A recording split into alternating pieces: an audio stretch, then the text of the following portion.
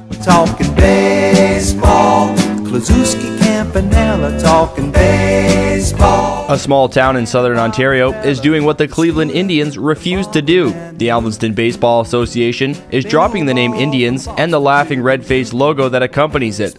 They're doing so in an effort to show respect for Indigenous people. For many years, Indigenous people have been the subject of intolerant behavior here in Canada. Taylor Benoit is a native Canadian from the Ojibwe group. The Western student explains why this name change sends a positive message to the Indigenous community and to all Canadians. This is a huge opportunity for the world to follow Fleet, especially since it's needed.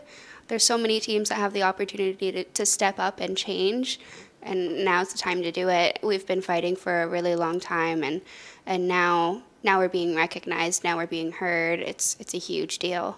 It's about time that more teams and organizations go the path of Alvinston. It's time to get rid of names like Indians, Chiefs, and Tomahawks, and get rid of logos that are prejudiced towards Indigenous people.